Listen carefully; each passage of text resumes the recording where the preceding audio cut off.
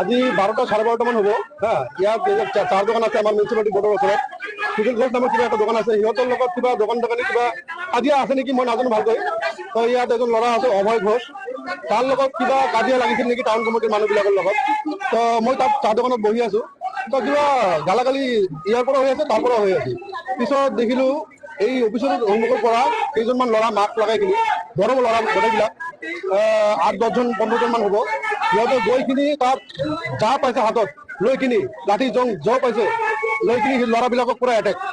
মাথা ফাটিছে মই কি কৰিছো তাৰ আগৰ পৰাই মই মোবাইলটো ওলাই কিনি ভিডিঅ' কৰি আছিলো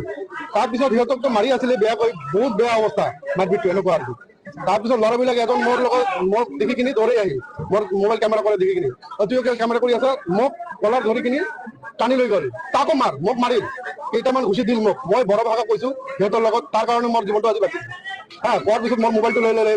লোৱাৰ পিছত ক'লে ল'ৰাটোক উঠাই ল'লো গোটেইবিলাক ক'লে সিহঁতক ক'বলৈ গৈছে মোক উঠাই লৈ আহিলে সিহঁতে আনি কিনি মিউনিচিপালিটি বৰ্ডত মোক ইয়াত আহিলে আমাৰ পিছত আমাৰ চেয়াৰমেন ছাৰ আহিল চেয়ারম্যান সাহেব সন্মুখত কৰি আছে আমার 4 মাহ সরকার আছে আমার 4 মাহ সরকার সরকার আছে আমার যা খুশি মই আমি কৰি যাম কি কৰিবি তহঁতে এনেকুৱা কৰিলে মানুহ আছিল আৰু তাৰপিছত মোৰ ৰাগটো ইহঁতে ৱালত গুটাই আছে তাৰপিছত যোৱা টাইমত এনেকুৱা ক'ল চেয়াৰমেন ছাৰক যে ইয়াক মই বড় ভাষাত ক'লে মইতো বড় ভাষা বুজি পাওঁ ক'লে এই ইয়াক মই 4 দিন বা কেইদিন মানতে আউট কৰি দিম মাৰি আউট কৰি দিম এনেকুৱা ক'লে আৰু কৈ কিনি ধমকি দি গ'ল মোক এইটোতো আমাৰ জানা মতে টাউন কমিটিৰ जा मैयानिफ्राय बे भिडिअखौ नुबाय थादों बे जोंहा बे भिडिअआ जोंहा ससियेल मिडियायाव गोबांथार जोङो गोसारनायखौ नुबाय थादों नङा होमबा लोगोफोर दा जोङो बेखौहाय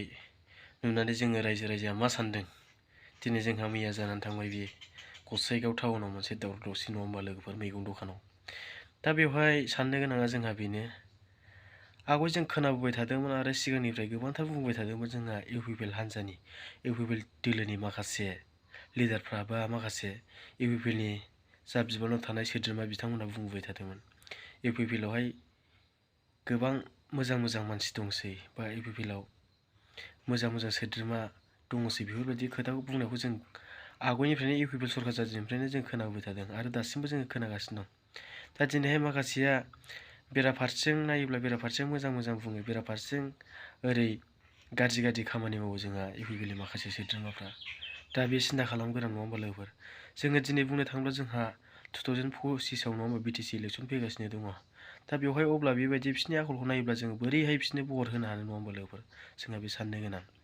दा दिनैहाय बेफोरबायदि दादागिरि बेबायदि देखायनायखौ जों नुयोब्ला इउपिपिएल दोलोनि सोद्रोमाफ्रा साफा बेफोरबायदि जाबाय थायोब्ला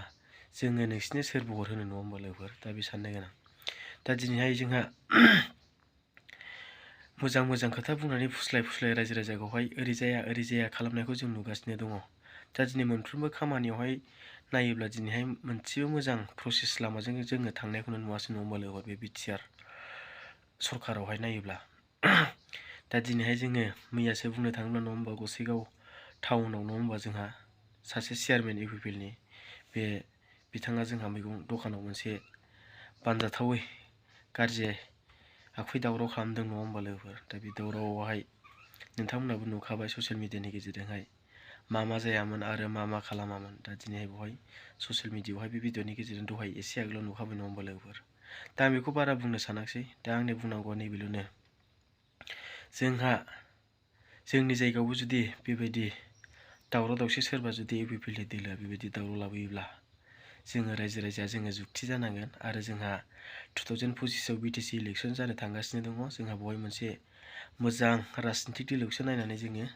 सापर्ट खालामनांगोन आरो भटखौ होनांगोन आरो जोंहा मोजां सरकार सोलिनो थाखाय जोंहा मोजां राजनितिक दोलोखौसो नायनानै जोङो सायख'नांगोन दा बेवहाय जानला मोनला दिनैहाय रायजो राजाखौ थगायग्रा रायजो राजाखौहाय ओरै जाया खालामग्रा जोंहा बेफोरबायदि राजनितिक दोलोनो जोङो जोंनि बेसेन गोसा भटखौ जोङो नस्थ' खालामनानै लाबोया लोगो नोंथांमोन रायजो राजा नोंथांमोन दा बेनिखायनो जोंहा नैबे 2025आव फैबाय थानाय बिटिसि इलेक्सनाव जोंहा मोजां राजनितिक दोलोखौसो नायनानै जोंहा सापर्ट खालामनांगोन आरो भटखौ थुनांगोन रायजो राजा नोंथांमोन दा आंनि बुंनांगौआ बेल'नो आङो मैयानि बे गसाइगाव टाउननि जोंहा दावराव जालांनाय बे दावरावखौ आं बुंबाय थानो सानाखै बेनिखायनो जोंहा माखासे बिसोरनि बेफोरबायदि गाज्रि खामानि मावनाय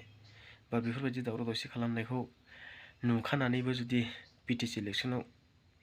जानला मोनला ओरै जाया राजनितिक दोलो रायजो राजाखौ थगायग्रानो जों जुदि भटखौ होयोबा जोङो रायजो राजाया खैफोदाव जागोन रायजो राजा नोंथांमोन। बेनिखायनो जोङो 2025 BTC इलेक्सनाव जोङो मोनसे मोजां राजनितिक दोलो जों बेखौसो सायख'नानै जोङो जोंनि बेसेन गोसा भटखौ होनो नांगोन रायजो राजा नोंथांमोन। दा आंनि बुंनांगौ बेल'नो रायजो राजा नोंथांमोन। दा नोंथांमोना भिडिअखौ नायनानै माबायदि मोनखो कमेन्ट सेक्सनाव फोरमायहरबानो जाबाय लोगोफोर। आरो जायफ्रा आंनि चेनेलाव गोदान चेनेलखौ साबस्क्राइब खालामाखैबा साबस्क्राइब खालामना लाबानो जाबाय लोगोफोर। दा बेखिनियानो लोगोफोर, बाय बाय।